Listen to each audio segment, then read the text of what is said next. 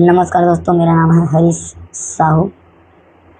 दोस्तों, मैं आप लोग को कक्षा 10वीं का गणित पढ़ाता हूँ, जो कि दोस्तों सीजी बोर्ड का है।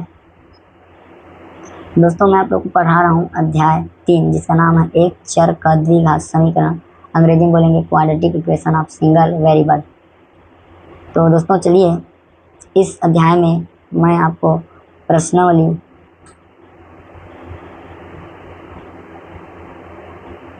3 प्रश्नावली क्रमांक 3 को हल करके आपको दिखा रहा हूँ, जिसके हम लोग प्रश्न क्रमांक 4 में पहुँच चुके हैं।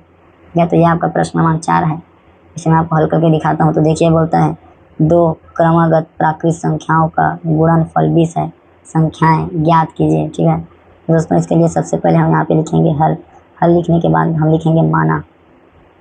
क्या मानेंगे? दो क्रमागत प्राकृत संख्या, तो मानेंगे माना पहली प्राकृत संख्या बराबर x। ठीक है, पहली प्राकृत संख्या को x मान लेंगे। तब प्रश्नानुसार, प्रश्न के अनुसार है ना, क्रमागत होती है। ठीक है, दो क्रमागत। तो दूसरी जो प्राकृत संख्या होगी,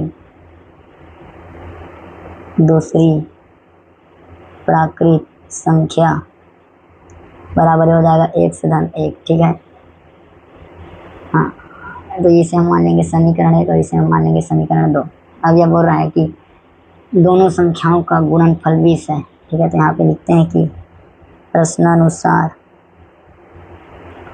दोनों संख्याओं का गुणनफल 20 है। ठीक है, तो यहाँ पे जो पहली संख्या है उसका गुणा जब दूसरी संख्या से हम करेंगे तो हमें क्या मिलेगा दोस्तों? 20 मिलेगा। तो हमने पहली संख्या माना है x, दूसरी संख्या हमारा x से धन 1 बराबर 20। ठीक है, दोनों का दोस्तों गुणा कर देते हैं, हो जाएगा x स्क्वायर, ये हो जाएगा धन x बराबर 20। x स्क्वायर धन x ऋण 20 बराबर 0।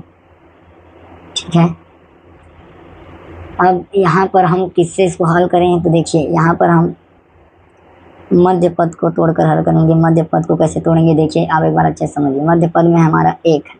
ठीक है, तो ये क्या है? b का मान है। b बराबर क्या है? 1। ठीक है, तो ये क्या है? कैपिटल B है, मान लो। इसे हम लोग बड़ा भी मान लेते हैं। b का मान है 1। अब यदि ये छोटा b, b1 और b2 दो इसके मान आएंगे, जो कि धन ऋण हो सकते हैं, प्लस माइनस b1 और ये हो जाएगा b2। तो इन दोनों में यदि हम गुणा भाग कुछ भी जोड़ घटाव करेंगे तो हमें b का मान प्राप्त होना चाहिए, मतलब 1 मिलना चाहिए। और यदि हम इन दोनों का गुणा करेंगे तो हमें दोस्तों a से मिलना चाहिए। ठीक है, मतलब ये वाला पद और ये वाला पद का गुणा, मतलब a से है हमारे पास 20। तो ऐसे हम टर्म खोजते हैं। ठीक है, तो देखिए, यहाँ पर यदि मैं धन 5 को रखूँ और यहाँ मैं ऋण 4 को रखूँ तो मुझे यहाँ पे 1 मिल जाएगा। और यहाँ पर मैं धन 5 गुणा ऋण 4 करूँ तो मुझे जो AC का मान है वो ऋण 20 मिल जाएगा। ठीक है, तो मध्य पद तोड़ने के लिए b1 धन 5 और b2 क्या है? ऋण 4 है। तो चलिए दोस्तों, इस प्रकार से मध्य पद तोड़ने पर, ठीक है, मध्य पद को जब तोड़ेंगे तो ये हो जाएगा x स्क्वायर धन ये हो जाएगा 5x, फिर ये हो जाएगा ऋण 4x, फिर हो जाएगा 20 बराबर 0। ठीक है, उम्मीद करता हूँ ये आप समझ चुके हैं। इसे मैं पढ़ा देता हूँ, ये हो जाएगा।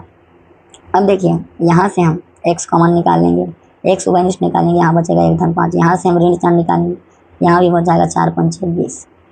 उसके बाद यहाँ देखिए, 1 से धन 5 दोनों से उभयनिष्ठ निकला, तो यहाँ बचा 1 से ऋण 4, दोनों का मान आ गया 0।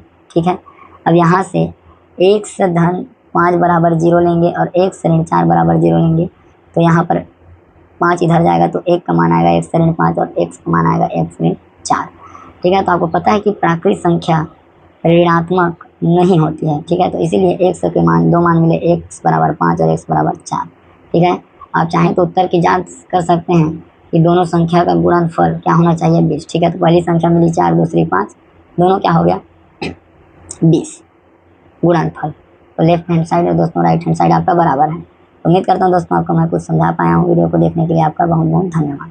तो बहुत ही आसान है ये, आप इसे एक बार नहीं बार बार देखिए, जब तक आपको समझ नहीं आता आप क्लियर नोट्स बनाइए प्रॉपर इसे। मैंने आपको बहुत ही आसान भाषाओं में इसे समझाने का प्रयास किया है, तो उम्मीद करता हूँ दोस्तों आपको समझ में आया। तो बहुत बहुत आपका धन्यवाद। लाइक ज़रूर कीजिएगा दोस्तों, और चैनल को सब्सक्राइब जरूर कीजिएगा। क्या दोस्तों, मिलेंगे नेक्स्ट सॉल्यूशन के साथ। तब तक के लिए जय हिंद, वंदे मातरम।